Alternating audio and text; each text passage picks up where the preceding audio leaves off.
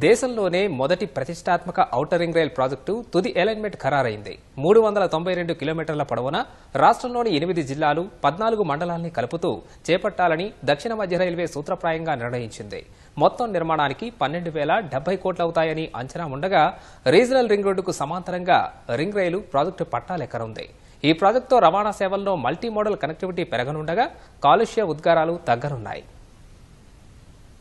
రాష్ట్రాభివృద్ధిలో game changer గా నిలవబోయే మరో ప్రాజెక్టుకు రంగం సిద్ధమైంది. ఇప్పటికే ప్రాంతీయ వలయ రహదారి నిర్మాణానికి కసరత్తులు జరుగుతున్న వేళ ఔటర్ రింగ్ రైలు ప్రాజెక్టు తుది అలైన్మెంట్ సైతం ఖరారైంది. 392 కిలోమీటర్ల పొడవుతో ఈ ప్రాజెక్టు రానుంది. రాష్ట్రంలో 8 జిల్లాలు 14 మండలాలను కలుపుతూ రింగ్ రైలు ప్రాజెక్టు చేపట్టాలని దక్షిణ మధ్య రైల్వే సూత్రప్రాయంగా నిర్ణయించింది. ఈ మార్గంలో నూతనంగా 26 రైల్వే స్టేషన్లు రానుండగా మొత్తం నిర్మాణానికి 12,070 కోట్లు అవుతుంది అంచనాగా నిర్ధారించారు. మెదక్, సంగారెడ్డి, వికారాబాద్, రంగారెడ్డి, మహబూబ్ నగర్, నల్గొండ, యాదాద్రి భువనగిరి, సిద్దిపేట జిల్లాల పరిధిలో రింగ్ రైలు మార్గం రానుంది. ఆలేరు, వలిగొండ, గుళ్లగూడ, మాసాయిపేట, గజ్వెల్ మీదుగా ఔటర్ రింగ్ రైలు అలైన్మెంట్ ను ఖరారు చేశారు.